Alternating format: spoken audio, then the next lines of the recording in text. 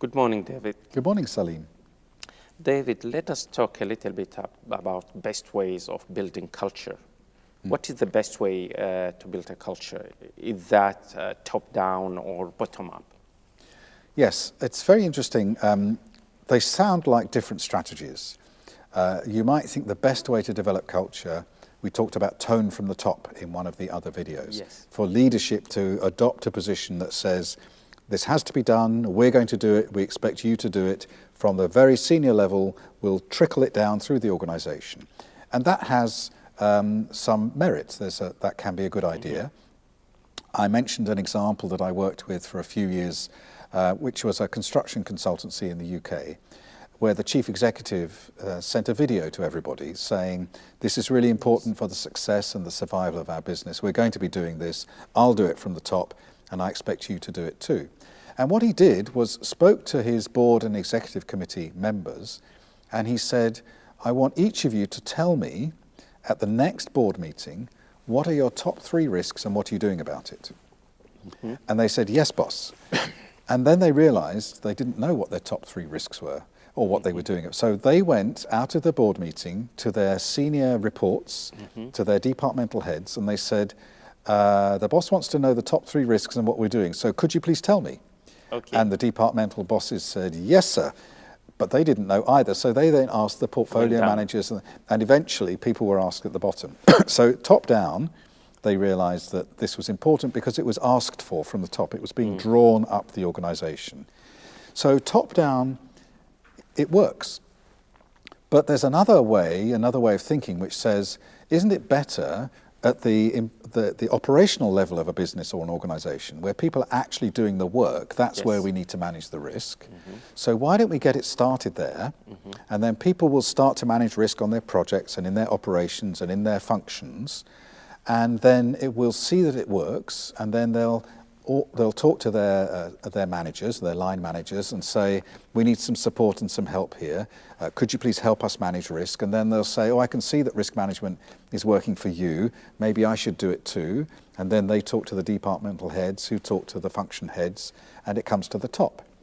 So you have a kind of a ground level revolution, a people's revolution, where we say, it doesn't matter what the top management think, we're going to manage our risks here. And it spreads upwards. Which of those is best? Well, the answer is both. I would say it's not only top-down or only bottom-up. It's what I call ends in. Yes. So you start at the top and the bottom, and you meet somewhere in the middle. So they can be done in parallel. They need to be done in parallel. That's the best way. So you have senior management setting the strategy and the vision and demonstrating that it's important, and people at the workforce saying, okay, we can do this in our area, maybe a very small area. Perhaps I'm just an HR professional responsible for recruitment of admin staff, or maybe I'm a manager of a very small project or program. I'll just do my best in my area, and then you'll find that it ripples upwards and it comes downwards from the top. And together, that's a very powerful way to build a culture because it combines the vision with the practice. And the senior management set the tone, and the working level puts it into practice, and you see that it delivers value, and then everybody is persuaded and works together. The middle management often is the barrier, where they get directives coming from senior management, they get demands coming up from below, and they can't quite see how it helps them to be middle managers. And often in that sort of culture development, there is a level of resistance in the middle because people don't quite see how it helps them do their job. And that often requires some special attention. Interesting. This looks to me as a physicist, as a scientist, that is just like a ball, you give it energy and momentum. It's a collision cascade. Yes. Then this ball will go, just like snooker, will go and hit other balls and transfer this momentum and energy. Yes. And that will continue in the organization. This is similar like a CEO or a leader who is giving, trying to engage the individuals at the layers below in risk management. That's certainly how the top-down side works, where you start your game of snooker and you hit the middle of the red triangle and everything else moves. So clearly that's the single point of impact from your senior management. The bottom-up, I think, is a different picture, of course, where we're saying, and I like the idea of a revolution, Yes. where individuals or small groups say, well, it doesn't matter about everybody else, I'm going to do this. And it spreads from the bottom organically. And I think that's not the energy transfer of a cascade. That's a different picture. Yes. But together, very powerful. Yes, but in reality, can we talk about, for example, seeding or having champions who will start initiating these then to accelerate the speed of spreading this culture? Yes, in both directions, top down and bottom up.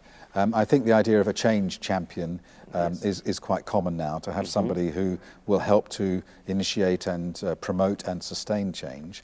The word we've been using in the risk context is facilitation. Facilitation. So the facilitator makes things easy, and you can have people who will make things easy from the top in terms of designing communication strategies, in terms of setting goals and objectives for each of the levels. And that might be an executive assistant or one of the board members who is given that responsibility to facilitate downwards. And then you can have champions, risk champions across the operational level who make it work down here and pass it upwards in the organization. So identifying change champions or risk facilitators is a very helpful step in terms of seeding the culture change and sustaining it. Thank you very much, David. It's a pleasure. Thank you. Thank you.